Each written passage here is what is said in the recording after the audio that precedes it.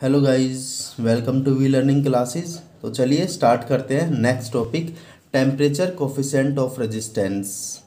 तो यहाँ पर जो टेम्परेचर कोफिशिएंट ऑफ रेजिस्टेंस हमने temperature of coefficient of resistance हमने लास्ट लेक्चर में भी किया था। तो वहाँ पे टेम्परेचर कोफिशिएंट ऑफ रेजिस्टेंस का जो फॉर्मूला आया था, तो वहाँ पर टेम्परेचर कोफिशिएंट ऑफ रेजिस्टेंस का जो फॉर्मूला आया है, तो फॉर्मूला यहाँ पर क्या है, टेम्परेचर कोफिशिएंट ऑफ रेजिस्टेंस का जो फॉर्मूला आया था यहाँ पर क्या आया था, alpha is equal to R T minus R naught upon में आर नोट टी। तो यहाँ पर R T minus R naught यहाँ पर क्या था, इंक्रीज इन रेजिस्टेंस था। क्या था, इंक्रीज इन रेजिस्टेंस था। और आर नोट यहाँ पे क्या था, ओरिजिनल रेजिस्टेंस था। और टी यहाँ पे क्या था, राइज इन टेम्परेचर था। तो यहाँ पे टेम्परेचर कोफिशिएंट ऑफ रेजिस्टेंस की जो डेफिनेशन होगी वो डेफिनेशन हम यहाँ पे बना सकते हैं इस फॉर्मूले से, कि इस फॉर्मूले के हिसाब से हम क्या बना सकते हैं, डेफिनेशन बना सकते हैं किसकी, टेम्परेचर कोफिशिएंट ऑफ रेजिस्टेंस की। तो टेम्परेचर कोफिशिएंट ऑफ रेजिस्टेंस क्या होता है, तो टेम्परेचर कोफिशिएंट ऑफ रेजिस्टेंस के लिए हमने ये फॉर्मूला लिखा था यहाँ। तो टेम्परेचर कोफिशिएंट ऑफ रेजिस्टेंस के लिए हमने ये फॉर्मूला लिखा था यहाँ पर कि alpha is equal to increase in resistance upon में original resistance into rise in temperature. तो temperature coefficient of resistance is defined as increase in resistance per, तो अपॉन के लिए क्या लगा देंगे, per original resistance per rise in temperature. तो उसे हम क्या बोलते हैं, टेम्परेचर कोफिशिएंट ऑफ रेजिस्टेंस। तो temperature coefficient of resistance is defined as increase in resistance per unit original resistance. तो यहाँ पे क्या, पर यूनिट ओरिजिनल रेजिस्टेंस पर डिग्री राइज इन टेम्परेचर। तो यहाँ पे क्या है, पर डिग्री राइज इन टेम्परेचर। तो इसी फॉर्मूले से हमने क्या बना दी, यहाँ पे टेम्परेचर कोफिशिएंट ऑफ रेजिस्टेंस की डेफिनेशन बना दी कि क्या होता है, it is defined as increase in resistance per unit original resistance per unit rise in temperature. Next है कि इसकी यूनिट क्या होती है। इसकी यूनिट हमने लास्ट लेक्चर में की थी। इसकी यूनिट क्या होती है, केल्विन इनवर्स और डिग्री सेल्सियस इनवर्स भी लिख सकते हैं। तो इसकी यूनिट क्या होती है, केल्विन इनवर्स और डिग्री सेल्सियस इनवर्स होती है। टेम्परेचर कोफिशिएंट ऑफ रेजिस्टेंस की यूनिट क्या होती है, केल्विन इनवर्स और डिग्री सेल्सियस इनवर्स होती है। अब क्या है कि जो टेम्परेचर कोफिशिएंट ऑफ रेजिस्टेंस है, मतलब जो अल्फा है, अल्फा जो है उसके लिए मेटल के लिए उसकी वैल्यू कितनी होती है, इंसुलेटर सेमीकंडक्टर के लिए कितनी होती है, एलॉय के लिए कितनी होती है। तो मेटल के लिए बता रहे हैं कि टेम्परेचर कोफिशिएंट ऑफ रेजिस्टेंस की जो वैल्यू होती है मेटल्स के लिए क्या होती है, द वैल्यू ऑफ अल्फा, मतलब temperature coefficient of resistance is positive होती है। मेटल्स के लिए क्या होती है, पॉजिटिव होती है। अगर पॉजिटिव है तो इसका मतलब क्या है, जिसके लिए अल्फा की वैल्यू पॉजिटिव है, इसका मतलब क्या है, टेम्परेचर के साथ उसकी वैल्यू इंक्रीज होगी। टेम्परेचर कोफिशिएंट पॉजिटिव का मतलब क्या है कि जिसके लिए भी temperature coefficient of resistance positive है, इसका मतलब क्या है, टेम्परेचर को इंक्रीज करने से उसकी वैल्यू भी क्या करेगी, इंक्रीज करेगी।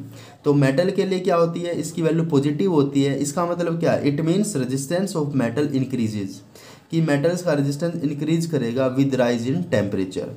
तो resistance of metal increases with rise in temperature अगर अल्फा पॉजिटिव है। अल्फा पॉजिटिव है तो इसका मतलब क्या है, टेम्परेचर के साथ रेजिस्टेंस का जो कोफिशिएंट है वो क्या करेगा, इंक्रीज करेगा।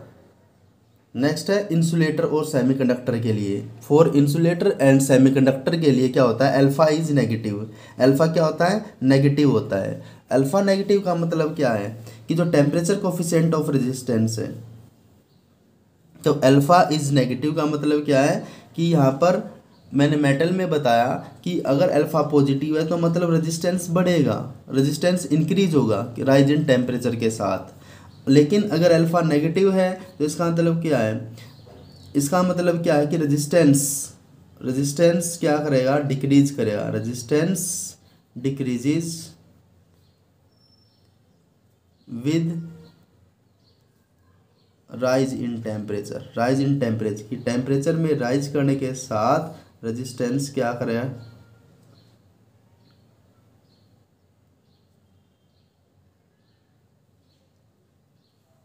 तो राइज इन टेम्परेचर के साथ क्या करेगा, रेजिस्टेंस डिक्रीज करता है। इसका मतलब क्या है, मेटल के लिए मेटल की जो कंडक्टिविटी होती है, रेजिस्टेंस तो बढ़ता है टेम्परेचर के साथ, तो उनकी कंडक्टिविटी घटती है। मेटल की कंडक्टिविटी टेम्परेचर के साथ घटती है, लेकिन सेमीकंडक्टर का रेजिस्टेंस घटता है टेम्परेचर बढ़ाने के साथ, क्योंकि वहाँ पे कोवेलेंट बॉन्ड की ब्रेकेज होती है रेजिस्टेंस को, टेम्परेचर को इंक्रीज करने से, तो वहाँ पे क्या होता है, रेजिस्टेंस घटता है। इसका मतलब यहाँ पे कंडक्टिविटी बढ़ती है। सेमीकंडक्टर और इंसुलेटर की कंडक्टिविटी क्या करती है, इंक्रीज करती है राइज इन टेम्परेचर पर।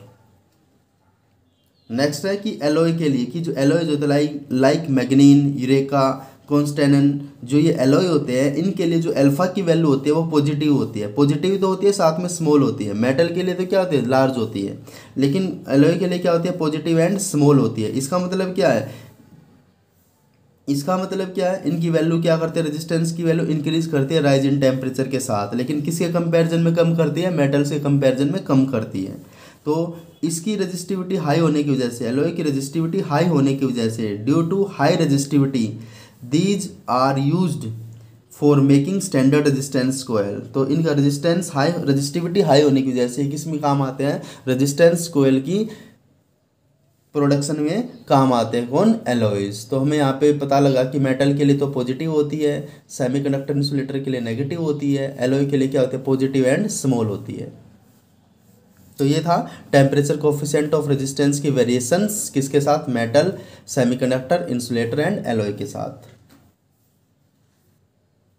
नेक्स्ट टॉपिक है कि variation of resistivity of metal, semiconductor and insulator. Insulator के लिए जो रेजिस्टिविटी है कैसे वेरी करती है, मेटल के केस में, सेमीकंडक्टर के केस में और इंसुलेटर के केस में, वो हमें यहाँ पर बताना है कि रेजिस्टिविटी में क्या चेंज आएगा, किस केस में, मेटल, सेमीकंडक्टर और इंसुलेटर के लिए। तो सबसे पहले किसके लिए, मेटल के लिए, कि मेटल के लिए रेजिस्टिविटी क्या होती है। तो रेजिस्टिविटी ऑफ मेटल इंक्रीज करती है किसके साथ, टेम्परेचर के साथ। तो रेजिस्टिविटी की जो रेजिस्टिविटी होती है, रेजिस्टिविटी ऑफ मेटल्स, कि मेटल्स की जो रेजिस्टिविटी होती है इंक्रीज करती है with rise in temperature. Temperature बढ़ाने के साथ उनकी रेजिस्टिविटी बढ़ती है। Resistivity of metal increases with rise in temperature, कि टेम्परेचर बढ़ाने के साथ उनकी रेजिस्टिविटी क्या करती है, बढ़ती है। इसका मतलब क्या, कंडक्टिविटी घटती है। इसका मतलब करंट या कंडक्टिविटी क्या होती है, घटती है। It means conductivity decreases with rise in temperature.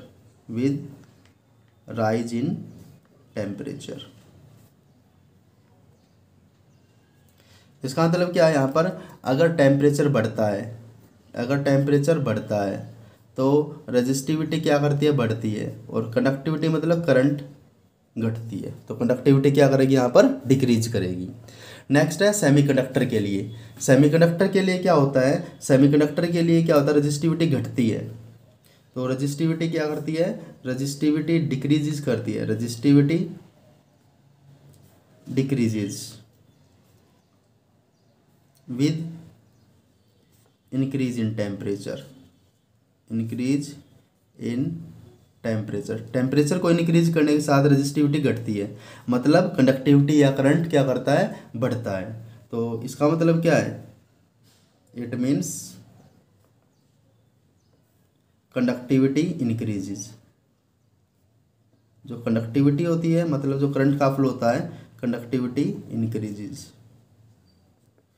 तो यहाँ पे टेम्परेचर के साथ क्या होता है कि टेम्परेचर के साथ जो टेम्परेचर अगर बढ़ाएंगे तो रेजिस्टिविटी डिक्रीज करती है।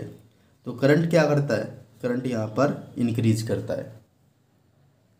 नेक्स्ट है इंसुलेटर्स के लिए, कि इंसुलेटर्स के लिए रेजिस्टिविटी क्या करती है, कि इंसुलेटर के लिए जो रेजिस्टिविटी होती है, रेजिस्टिविटी इंक्रीज करती है। टेम्परेचर के साथ रेजिस्टिविटी क्या करती है, यहाँ पे इंक्रीज करती है, लेकिन एक्सपोनेंशियली इंक्रीज करती है। Resistivity increases exponentially with decrease in temperature. अगर टेम्परेचर को घटा देंगे, अगर हम टेम्परेचर को क्या करते हैं, घटाते हैं, तो टेम्परेचर को घटाने से रेजिस्टिविटी क्या करती है, यहाँ पर इंक्रीज करती है, लेकिन एक्सपोनेंशियली। तो इसकी जो रेजिस्टिविटी होती है वो क्या होती है, becomes infinitely large at temperature near absolute zero. और एब्सोल्यूट जीरो पे टेम्परेचर घटाने के साथ बढ़ती है। टेम्परेचर घटाने के साथ अगर हम इंसुलेटर का टेम्परेचर घटाते हैं तो घटा के कहाँ तक पहुँच जाएंगे, एब्सोल्यूट जीरो तक, 0 केल्विन तक। तो 0 केल्विन पे तो इनकी जो रेजिस्टिविटी है वो बढ़ती है। तो टेम्परेचर घटा के हम कितना लेंगे, temperature near to absolute zero. तो उसकी जो रजिस्टिविटी होती है वो कितनी हो जाती है, इनफाइनाइटली लार्ज हो जाती है। जितना टेम्परेचर घटाएंगे उतनी रजिस्टिविटी क्या करेगी, यहाँ पे बढ़ जाएगी।